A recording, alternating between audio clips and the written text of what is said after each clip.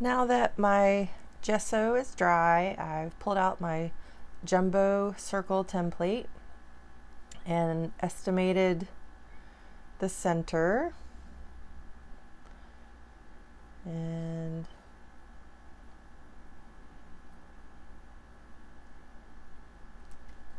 it can be a little disorienting with all the color, but like I said, estimate and go for it.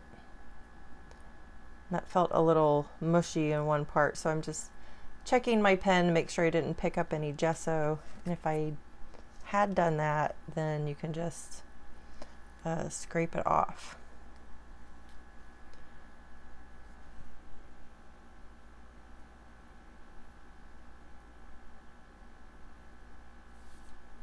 And I don't know if you've noticed the blue paint on my pen, but the reason I did that is because I have ruined several of my pens, experimenting and then realizing that you really shouldn't go over mica ink with your pens like that, your felt tip pens. You shouldn't go over anything oil based. You shouldn't go over wet paint, of course. That will definitely pick up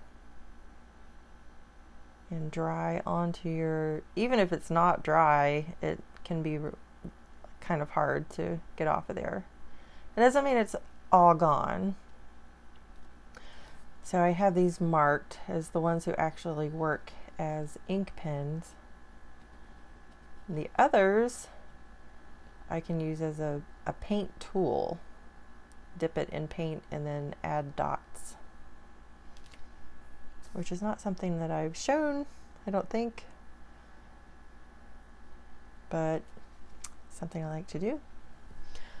So I think I'd like a couple more smaller circles, so I'm moving on to my other circle template.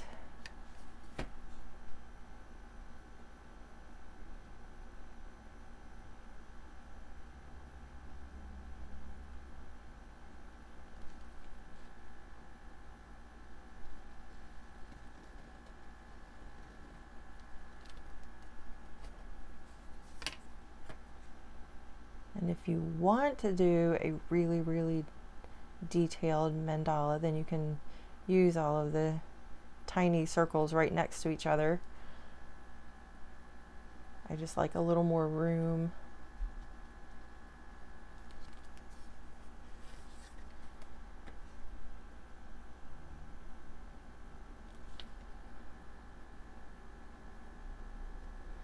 And there are some people who like to do a little more to guide them, and they might use a pencil and a ruler to create vertical lines through the center, a horizontal line through the center, ones at the 45-degree angle, and also, many increments in between. Some people get very, very detailed in that, and you are free to try that.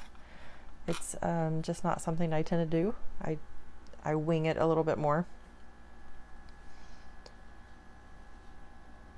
So from here, I'm drawing a mandala just like I've drawn on anything else.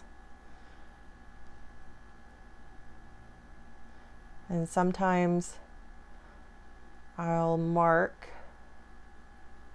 north, south, east, west, and then the lines in between. And then you can go in between that if you like, or add some other detail.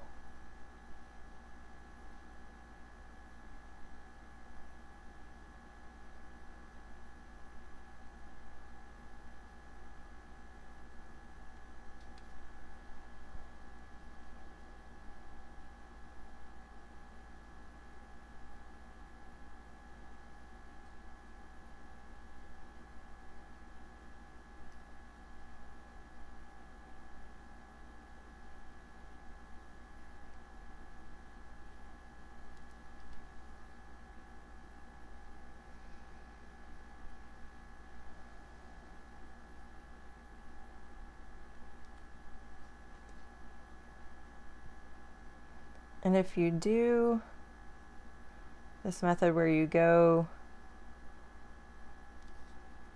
the 4 directions, or however you want to refer to it, top, bottom, left, right, you just kind of eyeball it if you're concerned about keeping it super symmetrical. It doesn't mean that every single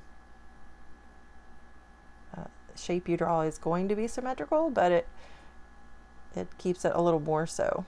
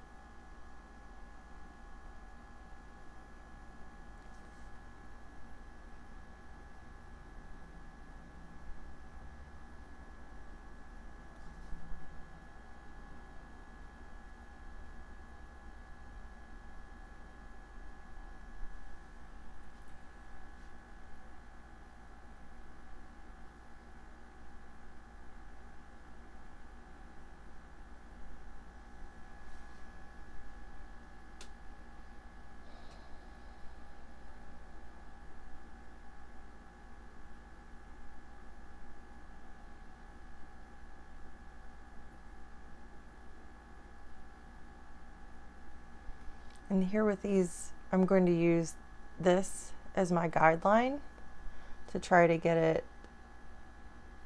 in the same spot anyway. I don't know that I'm going to have the same size.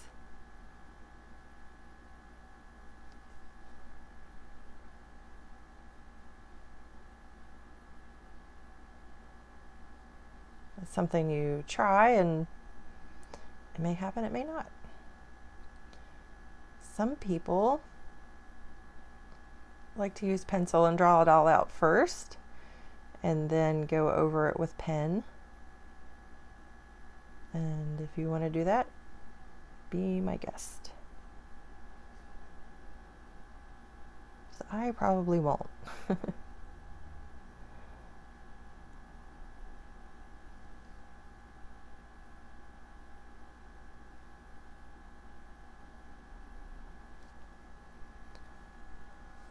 I have Mercury in the first house. I can't help it.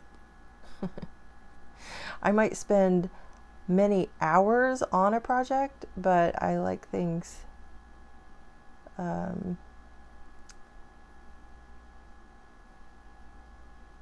move a little faster. And I am just describing my personal way of doing things, and completely accept and do not think that that is the only way.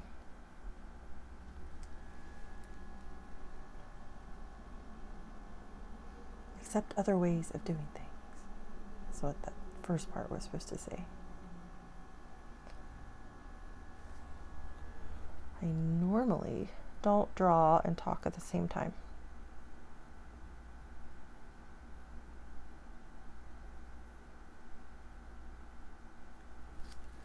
And as I've said before, it's very easy to get lost in the meditative qualities.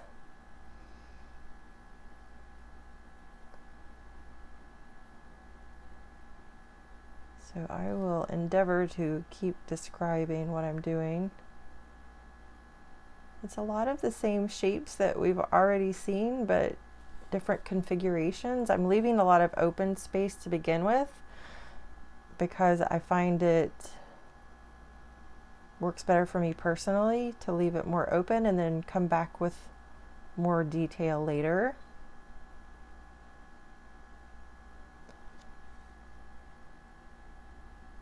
It's kind of, for me, like painting a lot of things, that it's easier to stay loose and creative if you don't get too much into tiny little details to begin with.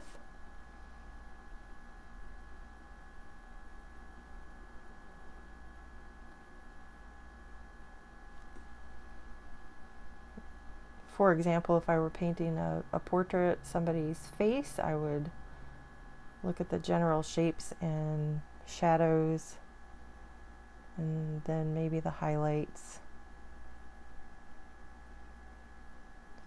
And then later on, add details.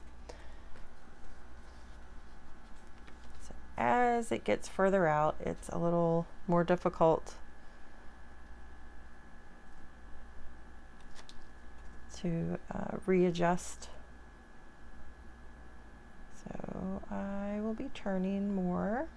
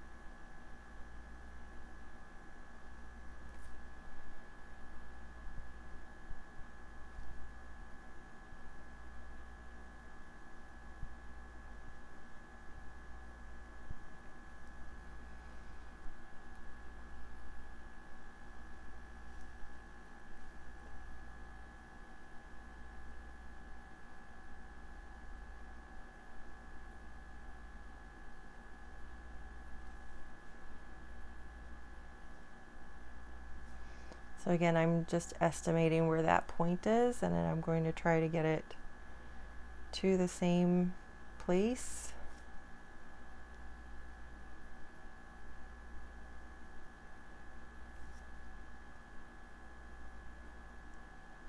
So I decided to build in towards the center rather than continue to build out.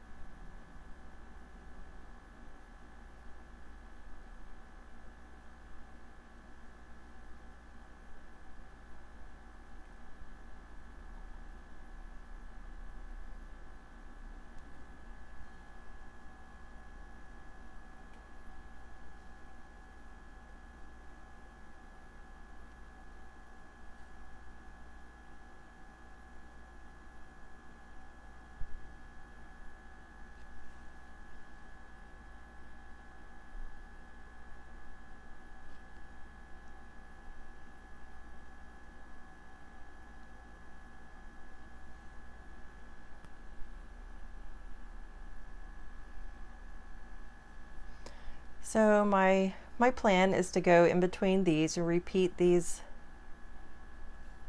little squash tents or pointy petals and add in some more details here and continue to fill in a bit more. And I'm going to do that on a time-lapse video. you will be able to see what I've done in photos, and you'll get to see the process, but you've seen how this is done and you'll understand. I'm making marks on the gesso and generally lining things up by the four corners and the points in between. And later on I'll do more detailed things like lines and dots, more scallops. I might get funky and add some more squares and triangles. We'll see what happens. But we are getting a bit long in this video, so I will see you in the next one.